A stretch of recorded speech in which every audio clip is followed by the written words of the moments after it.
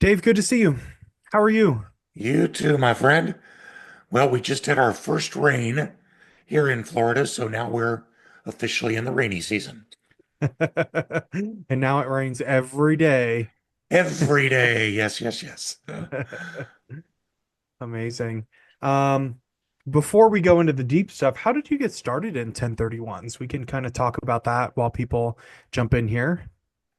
That's actually a pretty fun story. 30, yeah, 30 years ago, I screwed up really bad. We were wanting to buy a sailboat and sail away. And somebody on date night said, let's become real estate investors. It'll be easy. So I said, well, what the heck? Bought a duplex in Denver, fixed it up, rented it, sold it, and thought, yep, we're on our way to freedom. And then my accountant called me in and said, nah, you're going to write a check for $30,000. And that was not part of the plan. I didn't realize I had a silent partner named Uncle Sam. So, and I did not know, even though I was a decreed accountant, 1031 was not on my radar.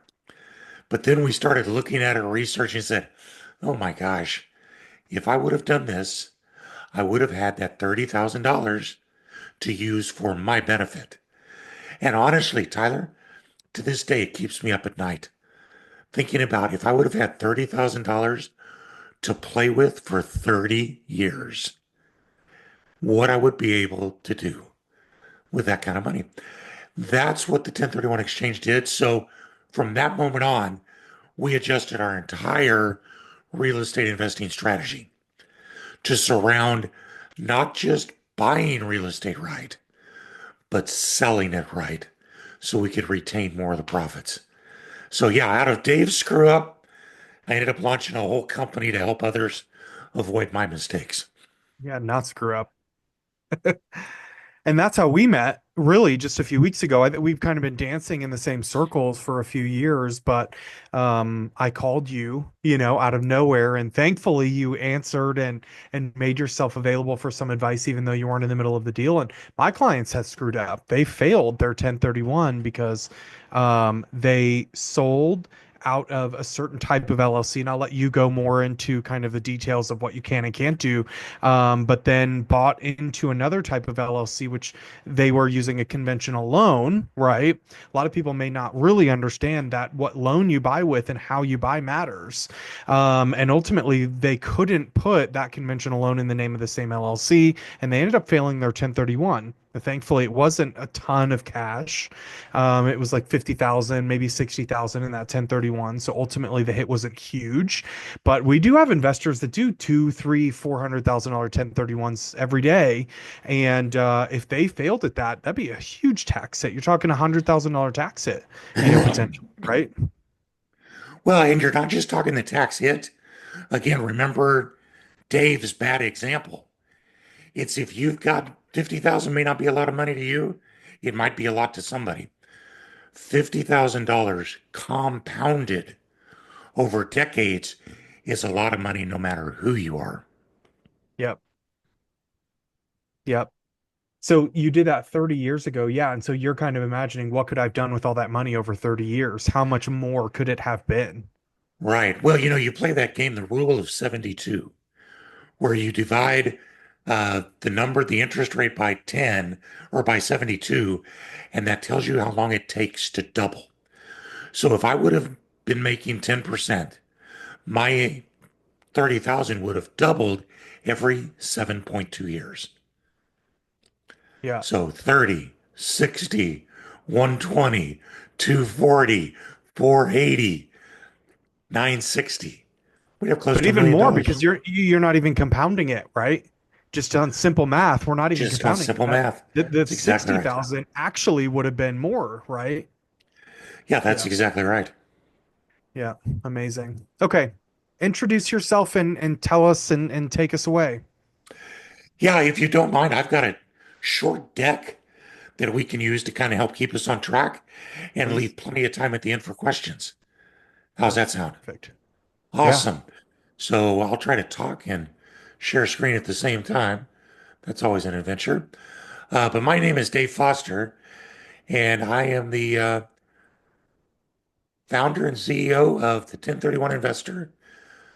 We are a national intermediary for 1031 exchanges. For those of you who don't know what a 1031 exchange is, here's the guy that exemplifies it. 1031s have been around since 1920. That's why Leonard Hand looks like he does. But they were put into place because there was an attitude that said, while we all need to pay tax, we shouldn't pay any more tax than we need to.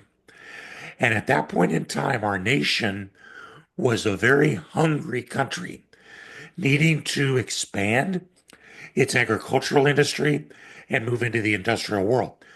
So many young farmers were unable to sell their farms and grow and buy bigger farms because they couldn't pay the tax and still have enough money left to buy new farms.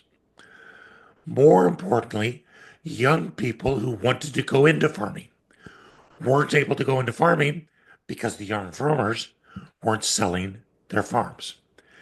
So in 1920, as part of the original tax code, Section 1031 was put into play, which allows you, yeah, we'll come back to that, which allows you to sell investment real estate, purchase new investment real estate.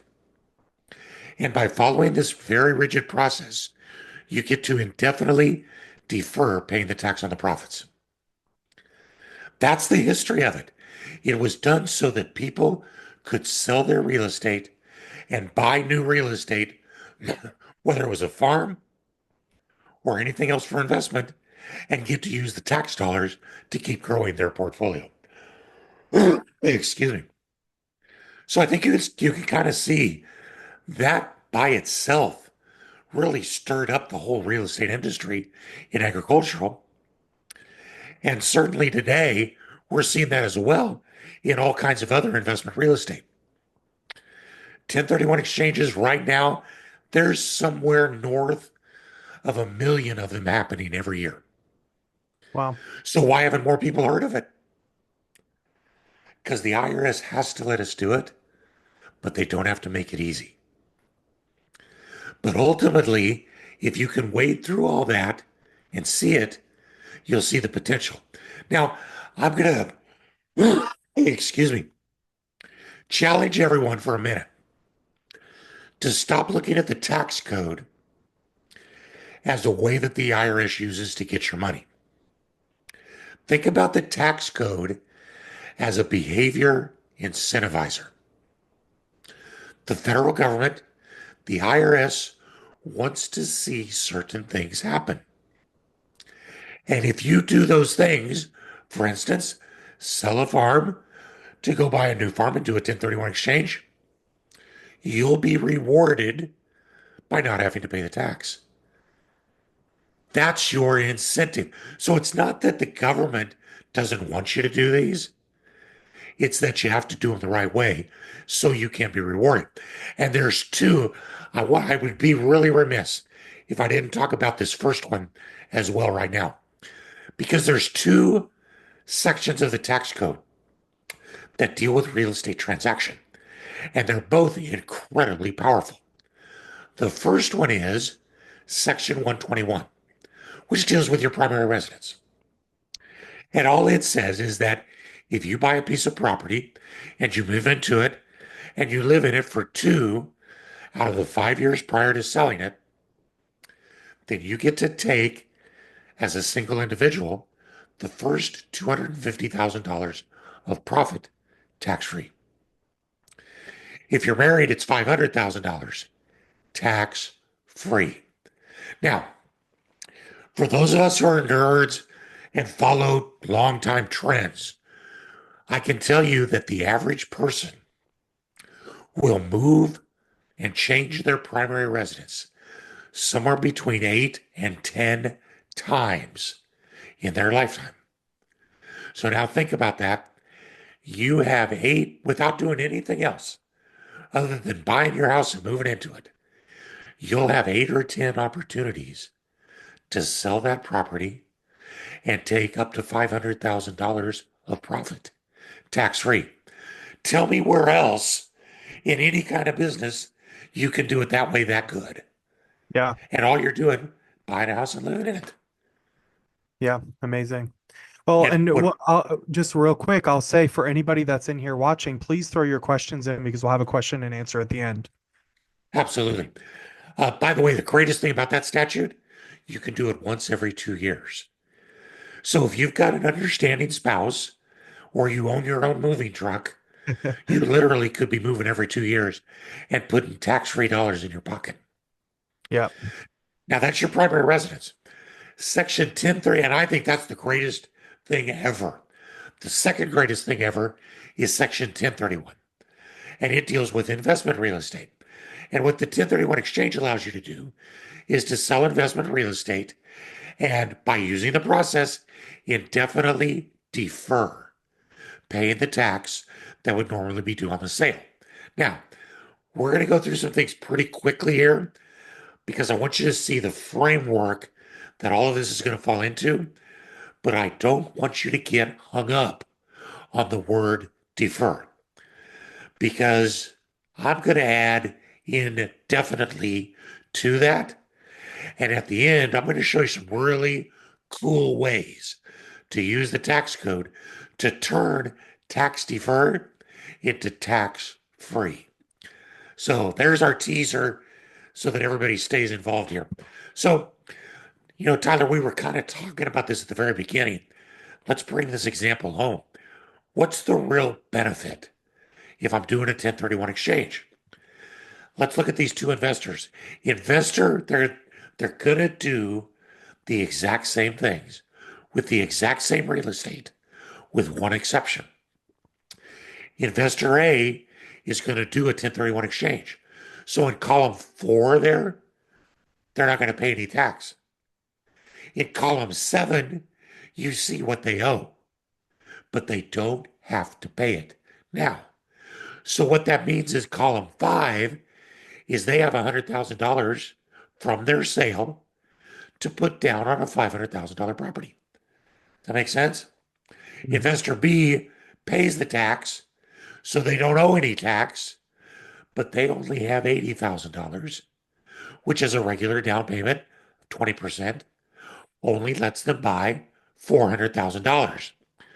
What happens to these two investors 5 years and one transaction later? They sell the property, and investor A is selling more real estate, aren't they? Because they were Yep. able to start with more. So the appreciation as a percentage of the property is greater. That's exactly Now, right. Yeah. again, they're not going to pay the tax, are they? So they owe almost 50,000. But investor they can buy 1.1 in real estate. Investor B pays the tax. They don't owe anything, but they can only buy about 150. Now, it starts to get really interesting in 5 more years. Remember, this is only two transactions. Hmm. Investor A sells, and look at what they're able to buy, 2.8 million. Now they got a lot of deferred tax, but they're not worried about it because it's, quote, indefinitely deferred. Investor B's doing okay, but now we're starting to really see what their purchasing power is starting to separate. And they can only buy $1 million worth less of property. 20 years after we start this example and four transactions. Investor A owes almost $500,000 in taxes. Yikes. Yeah. But, but look what they owned. $12 million of real estate. Investor B doesn't have that worry. They don't owe any tax, but they only have 4.5 million of real estate. Now, which would you rather be?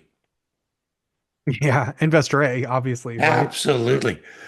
And what people don't make the final connection is that if I'm making 10% a year on my portfolio, how long is it going to take me to pay off that deferred tax, about 5 or 6 months. Yeah. And at the end of that, I still have 12 million of real estate. So that's the real motivation in doing the 1031 exchange and why people are willing to jump through these kinds of hoops to do it. Because that's where the devil's in the details and why you and I are getting together today after our conversation. Because honestly, I wept for hours for your clients. I Yeah. felt horrible for them, but what can you do? Yeah. So there are some very specific requirements that have to be met. The first one is it's only for investment real estate. Now, I'm going to try to dance on some of the challenges and give you quick answers for those challenges as we go through each requirement. But like you said, Tyler, if everybody will, if they've got follow-up questions, put them in the chat box and we'll get to them. It's only for property you intend to hold for investment. So it's got to be real estate. It's got to be investment real estate. And your motive has to be to hold it, not to sell it. So, first challenge, fix and flippers cannot do 1031 exchanges. But fix and flipping is ever so much fun.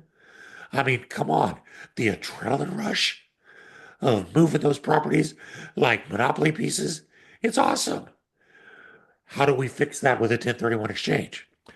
We change our intent so that instead of your intent being to fix and flip, your intent becomes to buy it, fix it, rent it to someone, then refinance it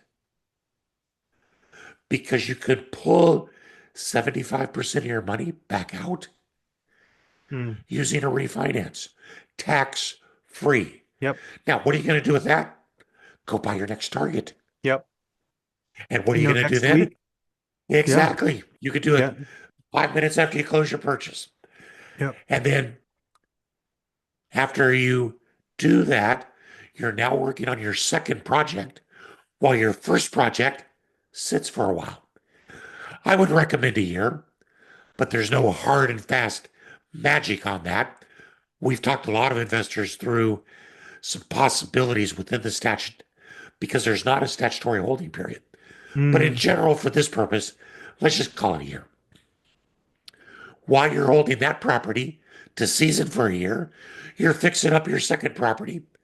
As soon as that property's fixed up and rented, what are you going to do? Refinance that one, pull that out, go get your third acquisition. By the time you're ready to sell that first property, you could very easily be over the year mark and have 3 or 4 properties that you're all working on. By 2 years, I've seen investors very easily with 6, 7, and 8 properties, all in some stage of fixing and flipping. But when they sell, they're always selling a property that they've owned for more than a year. So all of the adrenaline rush, but all of the tax savings of the 1031 as well. It's a beautiful hack for doing that. Yeah. But it does have to be investment real estate. Now, there's 2 timing requirements. I'll just list them both here because they run concurrently with the sale of your relinquished property. From that date, you only have 45 days to identify your potential replacement properties. Mm. This is where 99% of our exchanges will fail. Now, 97% of the people who start exchanges are completing them. So it's your odds are still so good. I kind of said it awkwardly, but of the exchanges that fail, which are very few, almost 99% of them fail because of the 45 days. Someone can't find a property they like. The property they like falls out of contract. A fire happens, it fails inspection or whatever, Mm. something like that. And their backup properties are no longer available. because you can identify some multiple properties.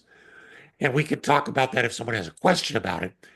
But the real issue is that even if you identified two or three properties on your list, by the time you've negotiated and gone far enough down the road that that first property fails, what do you think the odds are that the second property is still going to be available? Right. It's going to be tough. So, our challenge to people during this part of the exchange is, I like to say, take care of the hard thing first. If finding a new property is going to be the most difficult thing because it's a seller's market, then before your old property closes, get your new property under contract. You can be under contract for your purchase, you just can't take title to it until after you've closed your sale.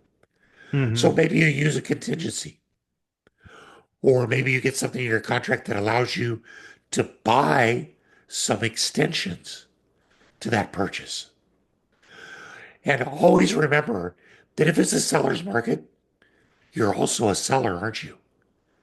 So when people are making offers on your property, simply hold tight, Yeah. demand an extended closing.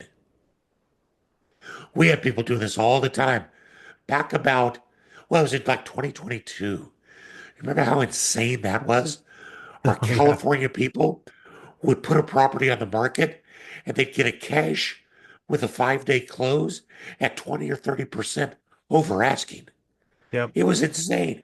Well, if it's going to be that kind of market, then go line up your next property first somehow and get it under contract. Maybe not in California. That's And right. then put your other property up for sale. Because that's one thing we didn't talk about with investment property. But the 1031 is for any type of investment real estate anywhere in the country. So you can sell in California and buy in Omaha, sell in Florida, sell a duplex in Florida, buy a short term rental in the Smoky Mountains, sell a commercial property in Las Vegas, and buy a self storage facility in Chicago. It's a big, big, wide array of potentials. Hmm. So if you can be flexible but work early and work quick, you'll be able to conquer that 45-day period because you're never going to get an extension that's not caused by something bad like a hurricane or a fire, forest fire. Now, concurrently with that 45-day rule, you have 180 days to complete your entire exchange. That's not so bad unless you sold your property and the property you put under contract is new construction. Right. And the builder pinky swears that it's going to be done in 6 months. Don't trust them. Yep. Every builder in America is an accidental liar. They don't mean it. They really mean to get it done. But for some reason, most builders in America think that there's 45 days in every month. So they're just doing the math wrong. Yeah. So you want to make sure if you're going to go into contract that the property is probably going to be done within like 4 months because they'll have two extra and that takes you to six. But you got to be Hmm. careful of that. Yeah. And so there's no ways to get any extensions on the 45 days or the 180 days. Only if a national disaster is declared, and even then the IRS has to agree, and then you'll get an extension. But you're never going to get anything personally for yourself. Got it. Yep. Now, probably the third most frequent reason for the failure of a 1031 exchange is because you have to use the services of an unrelated third party called the qualified intermediary. The qualified intermediary sole purpose is to document the exchange, to hold the proceeds, and to guide you through the process. Remember those questions that you were asking. The client may not have been proactive Mm. with the QI, or the QI may not have been proactive with the client. It works either way. But if everybody's asking the right questions early, you'll start to see how that impacts. I mean, Tyler, how much easier is it to get a loan if you've got 4 months to underwrite it versus 2 weeks? Yeah, exactly. Yeah. It's And then much you can easier. do things like change the entity and stuff like that. So the key to the qualified intermediary is that they have to be in place prior to the closing of your sale. And I Mm. still get about a call a month from someone who says, I closed my property last week. The title company's holding the money. I'm ready to do a 1031. I can only cry with them because there's no documentation on the settlement statement. And even though the money's at the title company, they still have control of it because they could call the title company tomorrow and demand that they send the money, and they would. That's Right. called constructive receipt. And the IRS doesn't allow that.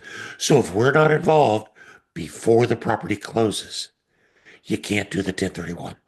But Wow. since we're the very people who are going to help guide you, you probably want us involved earlier rather than later. Got it.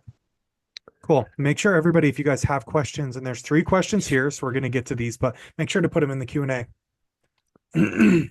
Here's the one that's near and dear to our hearts: titling requirements. What the IRS actually requires is that the taxpayer for the new property be the same as the taxpayer for the old property. Now, what does that really mean? If you own a property in your name, the deed is in your name. But guess what? The IRS doesn't even know that because the deed is a state thing. It never gets to the IRS. How the IRS knows who the taxpayer is by looking at the tax return that reports the activity of the property. Mm, So if you are deeded on that property is probably reported on your personal tax return. That makes you the taxpayer. So you have to buy the new property so that the property is still reported on your personal tax return. Now, hmm. let's take a look at some options. You selling it, you're on the deed. You could buy as yourself, right? The property is still going to be reported on your personal tax return. If Hmm. you file a joint tax return with your spouse, is the property still going to be reported on that Yeah. joint tax return? So you can add your spouse Yep. very easily. What about a single member LLC that chooses to be taxed as a sole proprietor? That's It's a what we pass call through, it. right? Exactly. Called a pass through or a disregarded entity. Hmm.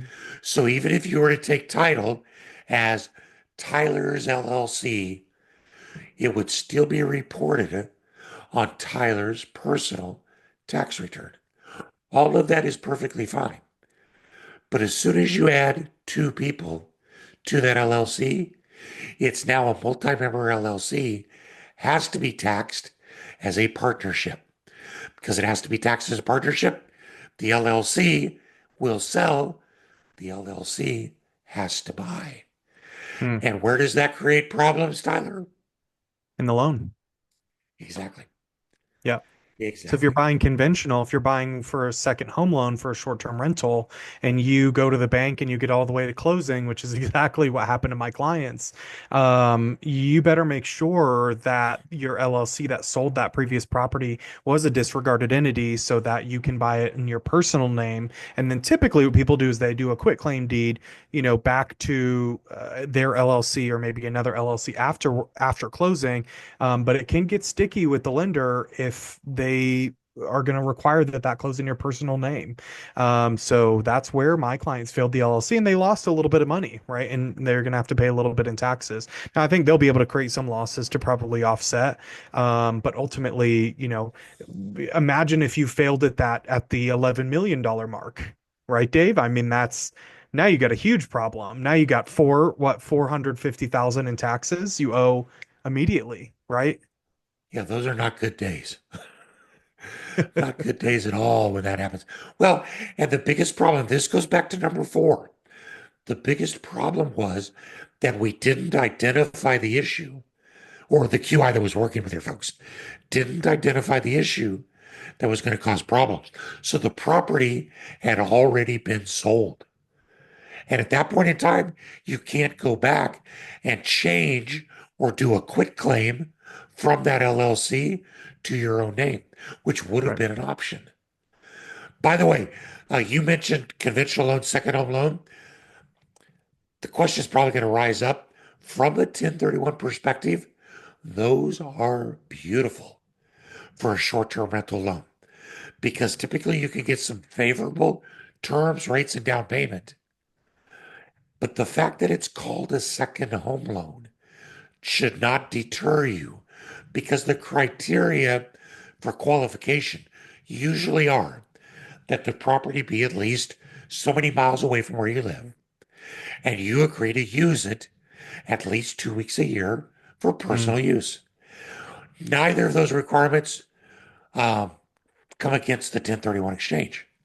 You can have some personal use of your short term rental property. So, what a great trifecta. You can do the 1031 exchange and defer the tax. You can do a second home loan with favorable terms into a short term rental. And then, Tyler, what do we do with cost segregations? oh yeah, We can get all kinds of bonus depreciation, and it really can benefit people because owning a short term rental in the right circumstances can be treated as an active investing activity. And so you can get access to all of the depreciation benefits. Short term rentals are an awesome, awesome use of your 1031 dollars. totally makes sense. Here's the second most, after the 45-day thing, the second most misunderstood requirement. If you want to defer all tax, you must purchase at least as much as you sell. That's your net sale. And you must reinvest all of the proceeds from your sale. People don't get that all the time. They'll say, but I made $100,000 on this property. I'm going to reinvest my profit, $100,000. Mm, But the IRS is going to say, yeah, no, what you're reinvesting is your original capital. You took all your profit. Because remember, we're asking the IRS to leave their tax in the game. So they're going to make sure you leave your stuff in the game as well. So here's what that looks like in real life. Let's say you sell a property for $330,000. There's $30,000 of closing costs. That makes your net sale 300,000. There's a $100,000 loan on it. So the cash proceeds are $200,000. You need to use, if you want to defer all tax, you need to use all $200,000 to purchase at least $300,000 in real estate. Now, you can purchase less, you can take money out. When you do that, it's called a partial exchange, mm, and you'll pay tax only on that amount.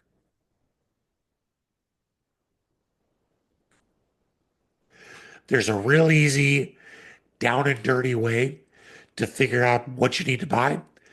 You take the amount of cash that goes into your exchange account, add to that the amount of loan that was paid off. That total equals your reinvestment target. It's not that you have to replace the debt. You can use your own money if you want, but you do have to purchase at least as much as you sell. Now, the question always comes up, but I need some money. I'm one of those fix and flipper guys. I got to get some cash out because I need to do something. Private school, braces for kids, a DUI. I don't know, whatever it is. You could take the money out, you'll pay the tax on it. Or you could complete the 1031 exchange and then do a cash out refinance. Get the money that way, but when you do it that way, it's now tax free.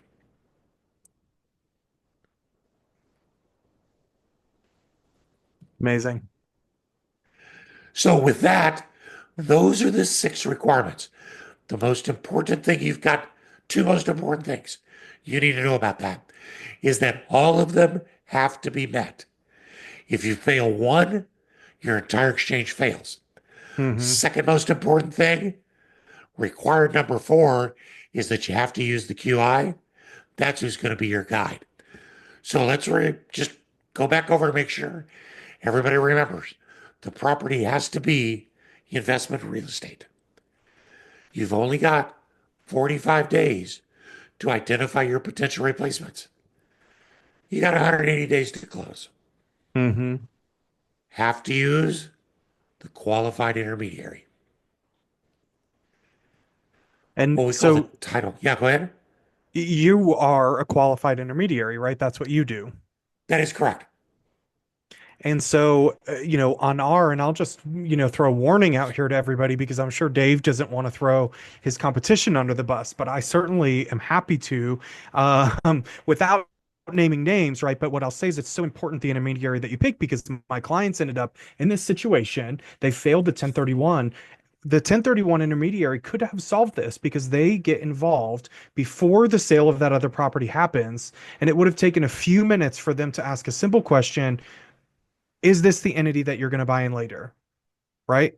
Is this the same? If not, we should do some work here before closing. We should quit claim this to your personal names. This will be under your social, in regards to the IRS. And then when you go and buy, if you're going to use a conventional mortgage, you buy it in your personal names and then you quit claim it to whatever LLC you want to do. So a couple extra steps, but it would have saved them tens of thousands of dollars. Yeah, that's well said. Not all qualified. By the way, do you know what? Oh, you'll love this one, Tyler. Do you know what kind of certification and education is required for us to be QIs? No idea. None whatsoever.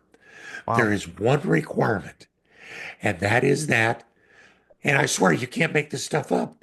It's in the statute. You cannot be someone's QI if you are disqualified. And you are only disqualified if you have a relationship, business or family, with that client. Well, easy enough. Oh my gosh. So I don't want to scare everybody, but it does mean that when you're looking for a 1031 exchange, price should not be the first question. It can be the second or third. Experience, recognized competence, references, all of those kind of things. Because simply calling yourself a QI doesn't mean you really know how to do it. So, it's one of those weird things. Now, most of us who go into this, we're these nerdish accountants and attorneys. That's all we want to do. So that's what I am. I'm an accountant. All I do is 1031 exchanges. So we're 2 miles deep in a 2 foot wide creek, but you want to make sure your QI is right there with you. Amazing. And of course, if we're going to defer all tax, we got to purchase equal or up. Now, this is where it gets really fun, Tyler, because that's the nuts and bolts. We've got to make sure that those are all covered. That's the checklist. Boom, boom, boom, boom. Now, where it gets fun is, okay, how can I really use these? Now, we talked at the very beginning about one of what I call the four D's of 1031 investing. And the first D is to start by deferring, because that compounding effect is going to be to your benefit whether you keep it compounded for a year or 30 years. So you start by deferring. The second D also is defer, because the 1031 exchange will let you react and accommodate wherever the real estate market cycle happens to be. Here's an example: consolidation exchanges. We all got our start when properties were cheap and you bought one because that was all you could afford. And Mm. single family homes were the way to go. Well, or maybe you converted your primary residence to a rental. Well, all of a sudden you wake up one day and you go, man, I'm getting killed with effort and I'm getting killed on my return on investment because I have tons of equity, but I could be buying a multifamily. I could be buying commercial. So you take several small properties, consolidate them to buy a bigger property using the 1031 exchange. You know, you can, maybe properties are cheap in Cincinnati, but you're wanting to break into the California market. Well, Hmm. you're going to have to sell several to afford that California price. But that can be a great way, depending on what the market's telling you. The exact opposite, that's true as well. I buy a property, I fix it up, I rent it, a couple years go by, I'm going to sell it for twice as much. Well, I could buy a big property for that, but you know what the problem is? I may not know where to buy that.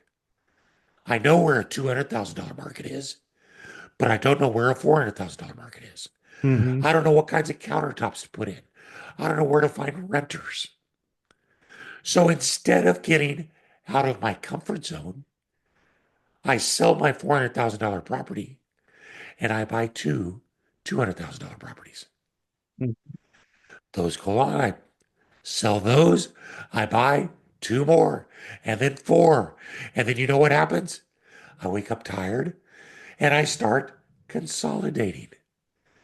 So whether the market is telling you it's time to have a lot of small properties, it's time to have a few larger properties, it's time to have commercial, it's time to have single family, it's time to invest in the Southeast, it's time to invest in the Midwest. No matter what the real estate market is telling you, the 1031 exchange can accommodate that. Now, the third D is what we call, uh, oh yeah, defer.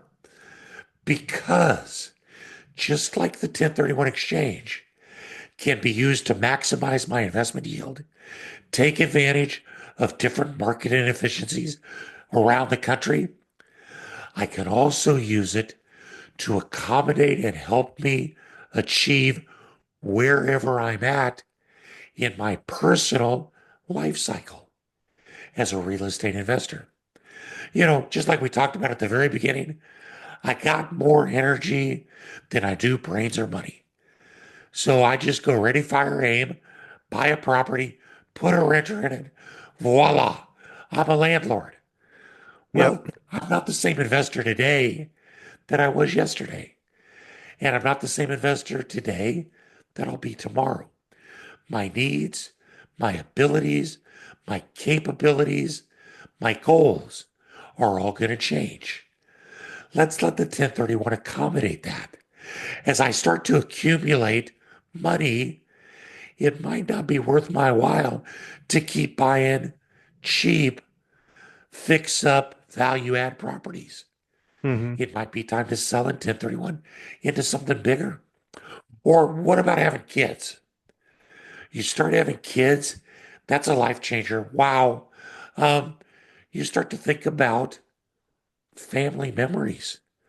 Well, that might be the perfect time to transition into short-term rentals Hmm. where you can start to build family memories and make more money.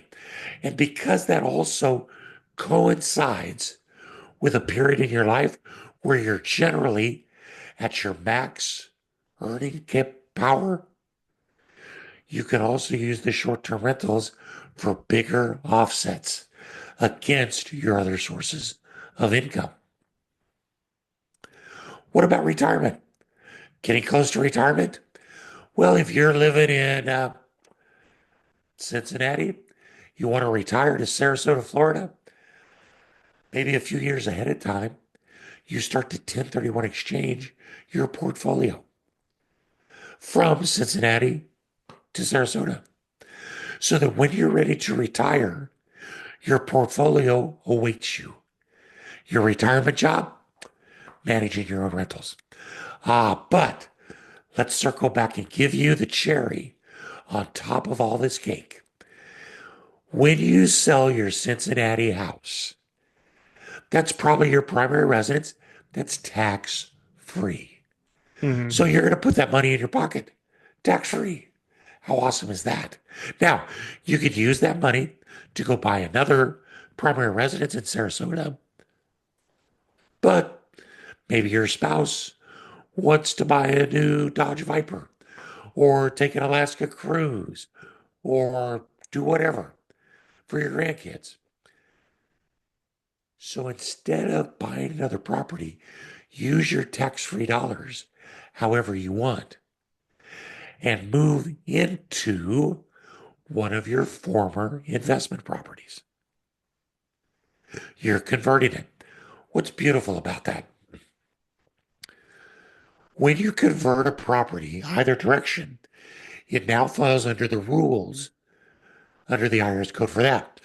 So when Hmm. you convert an investment property into your primary residence, once you have owned it for 5 years, once you've used it for investment or for your primary residence for at least 2 out of the previous 5, then you get to sell it and take the a proration of the gain tax free. So if you converted that property after a year and then you moved into it for 4 years and then you sold it, you would get 80%, 80% of the gain tax free. And again, you can do that every 2 years. Wow.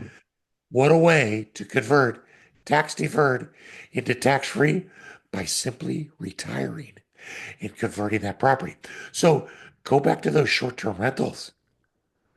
I mean, could you make a case that your retirement house is going to be start out as the short term rental in Santa Fe? And when you're tired of that, you're going to go move into the short term rental in Gatlinburg. And then because you like the beach, you're going to move into your short term rental in Sarasota. I mean, the sky is the limit with what you can do if you've Hmm. got enough runway to plan. And that's probably the last hurdle or obstacle that I would tell people about this is that if you're comparing 1031 investing to every other type of 1031 investing, 10 or any other type of investing, 1031 investing is a crock pot and a slow cooker compared to the microwave of every other type of real estate investing. It's going to happen slower. You need to take more time to plan.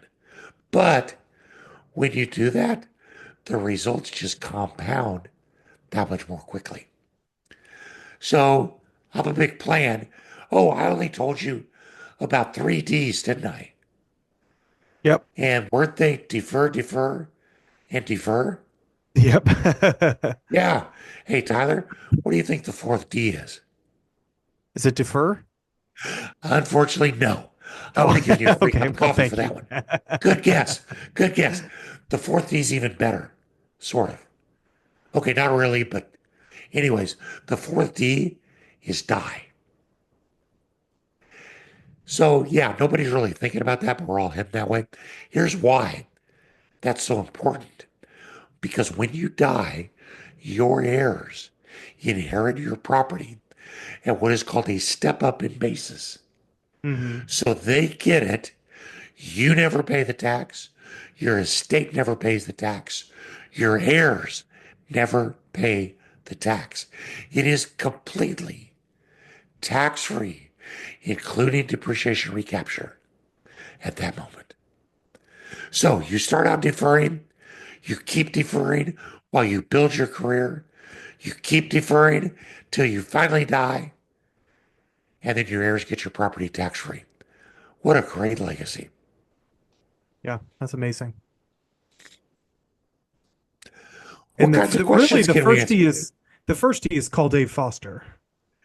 Ah, call Dave Foster. Hey, I'll take that. I will take that. You know, we use this for ourselves. You were asking about my story, and I didn't give all the flesh, but we started in Denver, Colorado, moved our entire portfolio from Colorado to Connecticut to Florida. We used these conversions just like we're talking about, and we ended up buying a 53-foot sailboat with tax free money and raised our four children on it for 10 years, living off our portfolio of 1031 short term rentals. So, anybody that tells you it can't be done, you're going to pay the tax, I got the tax returns to show you. It can be done, it just takes a little bit of effort. Yeah. Awesome. Cool. Okay, look, okay, for some questions now. Let's do it. Okay, cool. So it looks like Chase Wheeler asked, do you go through a third party for a 1031? And if so, what company do you usually use? I use me. Actually, I can't use me. I have to use an unrelated third party. So, fortunately, because I've been in this business long enough, I've got friends. But yeah, Chase, you have to use an unrelated third party. You cannot do it yourself. Your title company can't do it. Your attorney can't do it. Your accountant can't do it. You have to use that unrelated third party. And dare I say that I would recommend us? Why not? Cool. Okay. Um, Philip Munoz said, if you sell a property in an LLC and want to do a 1031, do you have to buy the new property in the same LLC? A lot of these are pretty much asked and answered. But he did ask a second question, which is there a limit on how many 1031s you can do per year? That's a great question, Philip. Yeah, we sort of answered that first one.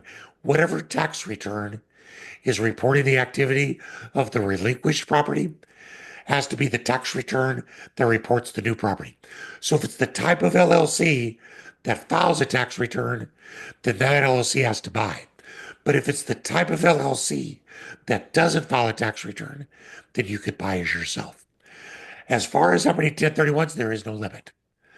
I have a couple clients, my fix and flipper guys, who will do 20 or 30 a year. But every one of those properties they've owned for a year. And they never are questioned because they've owned them long enough. It's really a question of, does the property qualify? And the property qualifies if you purchased it with the demonstrable intent to hold for productive use. So, yeah, whether it's one a year or 30 a year, if the property qualifies, you can do it. Perfect. Okay. Beverly has a question. She says, if she sells a flip house and does a 1031, can she use those funds to build a rental house on property that she already owns? Yeah, you see me cringing, Beverly. Uh, if you bought the property with the intent of fixing it and selling it, that does not qualify for a 1031 exchange because you must have bought it with the intent of holding it.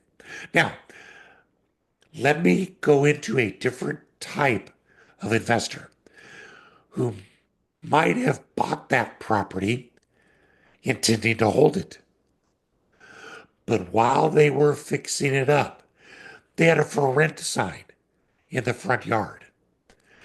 And somebody walked by and said, I have always wanted this house. Will you sell it to me? Well, were you, was your intent to sell it? No, it wasn't. Your intent was to hold it, but an unsolicited offer came by.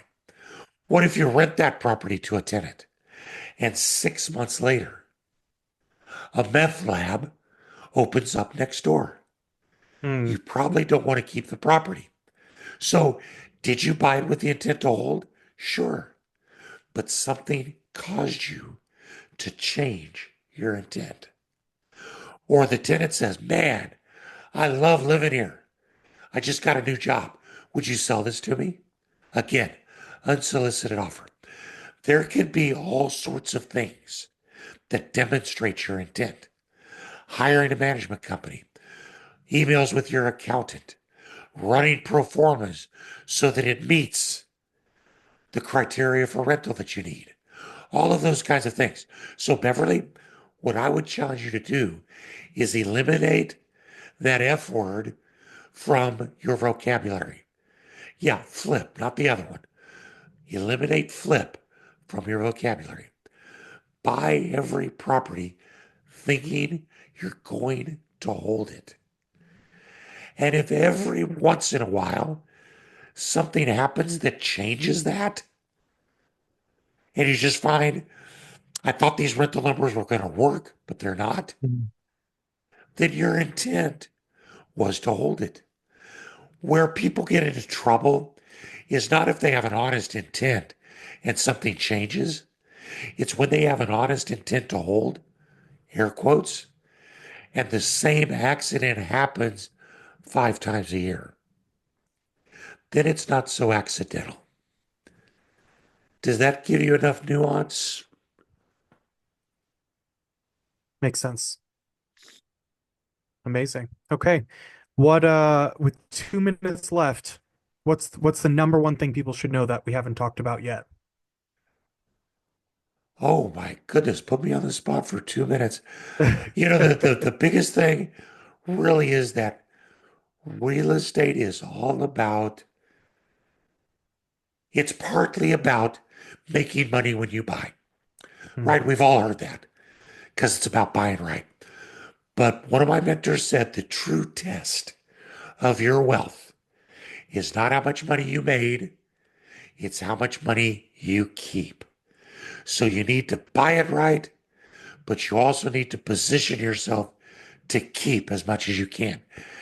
And that's why we see the richest of the rich paying relatively low taxes Hmm. because they're positioning themselves to do that. The 1031 exchange happens to be something that's available for everybody to help you keep the dollars for your benefit.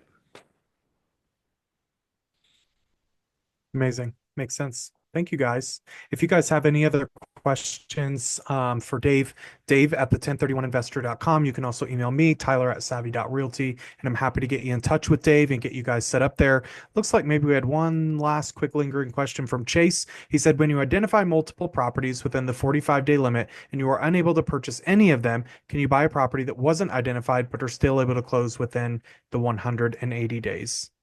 Nope. Now, if you're still able to close within the 45 days, yes, you can. But once day 45 hits, only what's on that list will qualify. That's why that Easy 45 days is so important. Easy enough. Perfect. Thank you, Dave. Thanks for coming to join us today. Great to be here. Oh, by the way, we do have our website down there, and that'll give you a link to our YouTube channel where I think we've got like 60 some videos in case you did not fall asleep with my presentation today. That'll help you. Awesome. Thank you so much, Dave. Really appreciate it. Great being here. All right, everybody. See you next time. See you next week at the same time.